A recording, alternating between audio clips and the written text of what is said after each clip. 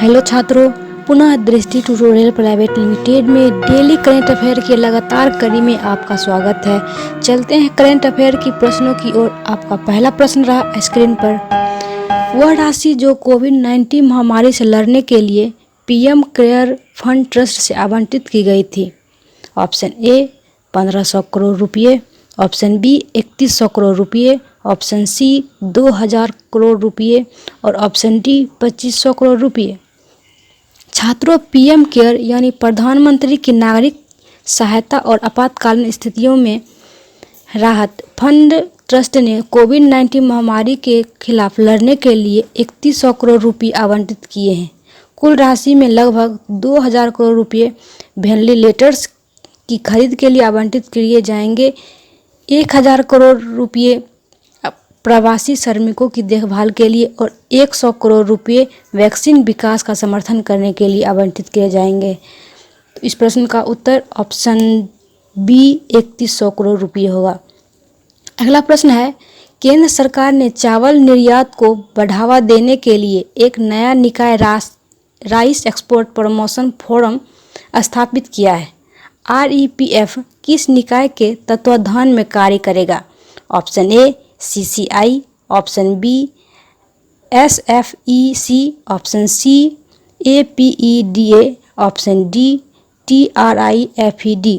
छात्रों, कृषि और प्रसंस्कृत खाद्य पदार्थ निर्यात संबंधन विकास प्राधिकरण APEDA के तत्वावधान में चावल निर्यात को प्रोत्साहन देने के लिए केंद्र ने एक नया निकाय राइस एक्सपोर्ट प्रमोशन फोरम की स्थापना की। तो इस प्रश्न का उत्तर ऑप्शन सी APEDA होगा। चलते हैं अगले प्रश्न की ओर।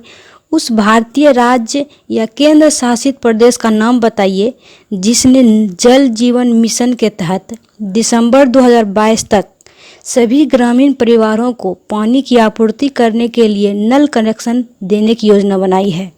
Option A Haryana, option B Chhattisgarh, option C Jammu and Kashmir और option D Jammu and Kashmir और हरियाणा, यानी ऑप्शन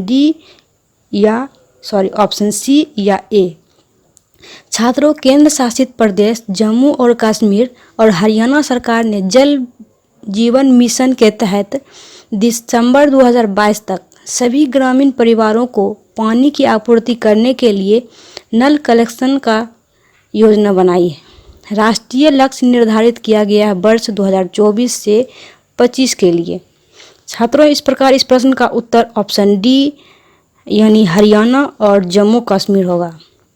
अगला प्रश्न है, वित्त मंत्री निर्मला सीतारमण ने घोषणा की है संपार्श्विक मुक्त आपातकालीन ऋण लिनेटो MSE की कितनी राशि है?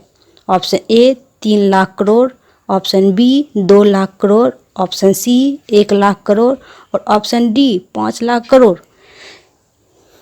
छात्रों, भारत सरकार 29 फरवरी 2020 तक बकाया ऋण का 20% अतिरिक्त कार्यशील पूंजी वित्त प्रदान कर रही है। एक रियायती दर पर सावधि ऋण के रूप में प्रदान किया जाएगा। इस संबंध में सूक्ष्म, लघु और मध्यम उद्यमों को 3 लाख करोड़ रुपये की 100% गारंटी, संपार्श्विक मुक्त आपातकालीन क्रेडिट लाइन 25 करोड़ रुपये तक बढ़ाया और 100 करोड़ रुपये का कारोबार 45 लाख MSME इकाइयों को लाभ। इस योजना का लाभ 31 अक्टूबर 2020 तक लिया जा सकता है। इस प्रकार इस प्रश्न का उत्तर ऑप्शन ए 3 लाख करोड़ रुपये होगा। चलते हैं अगले प्रश्न की ओर। EPF योगदान EPFO द्वारा कवर किए गए सभी प्रतिष्ठानों के लिए व्यवसायियों और श्रमिकों के लिए 3 महीने के लिए मौजूदा 12% से कितने प्रतिशत तक कम हो जाता है? Option A 11%, option B 10%, option C 9%, option D 8%। छात्रों, कर्मचारियों के लिए अधिक वेतन लेने और नियोक्ताओं को राहत देने के लिए EPFO या कर्मचारी भविष्य निधि का योगदान व्यवसायियों और श्रमिकों के लिए EPFO द्वारा कवर किए गए सभी प्रतिष्ठानों के लिए मौजूदा 12% से 3 महीने से 10% तक कम किया जा रहा है। इससे प्रति माह लगभग 2250 करोड़ रुपये और 3 महीने के लिए 6750 करोड़ रुपये की सरलता मिलेगी। इससे 3.67 लाख प्रतिष्ठानों और 72.22 लाख कर्मचारियों को तरलता राहत मिलेगी। केंद्रीय सार्वजनिक क्षेत्र के उद्यम और राज्य PSUs हालांकि नियोक्ताओं योगदान के रूप में 12% योगदान देना जारी रखेंगे।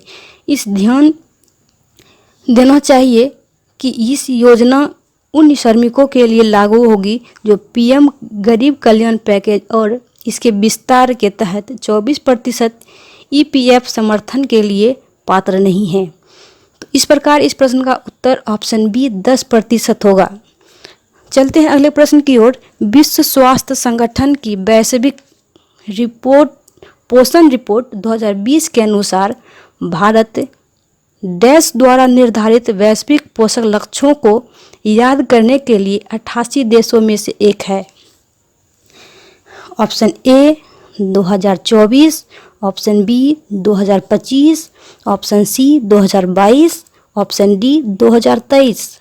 छात्रों, विश्व स्वास्थ्य संगठन की वैश्विक पोषण रिपोर्ट 2020 के अनुसार भारत 2025 तक वैश्विक पोषण लक्ष्यों को पूरा करने के लिए 88 देशों में से एक है और कुपोषण में घरेलू असमानताओं की उच्चतम दर के साथ नाइजीरिया और इंडोनेशिया के साथ भारत स्टंटिंग में असमानताओं में सबसे खराब है और समुदायों में विभिन्न स्तर 4 गुना है। इस प्रकार इस प्रश्न का उत्तर ऑप्शन बी 2025 होगा। चलिए चलते हैं अगले प्रश्न की ओर। विश्व के किस क्षेत्र में 2010 से 2020 में शुद्ध वन हानि का सबसे बड़ा वार्षिक दर लाभ है? Option A Europe, option B Oceania, option C Africa और ऑप्शन डी उत्तरी अमेरिका। छात्रों, दुनिया के क्षेत्रों में अफ्रीका में शुद्ध वन हानि की सबसे बड़ी वार्षिक दर 2010 से 2020 में 3.9 mAh है, जिसके बाद दक्षिण अमेरिका में 2.6 mAh है, जबकि एशिया में 2010 से 2020 में वन क्षेत्र का सर्वाधिक शुद्ध लाभ है। इसके बाद ओशनिया और यूरोप है। इस प्रकार इस प्रश्न का उत्तर ऑप्शन सी अफ्रीका होगा। इस प्रकार छात्रों, आज का सेशन यही समाप्त होता है। अब हम मिलेंगे अगले वीडियो में महत्वपूर्ण प्रश्नों को लेकर। तब तक प्लीज़ हमारे चैनल को लाइक, शेयर और सब्सक्राइब नहीं किए हैं तो प्लीज़ सब्सक्राइब करें। धन्यवाद।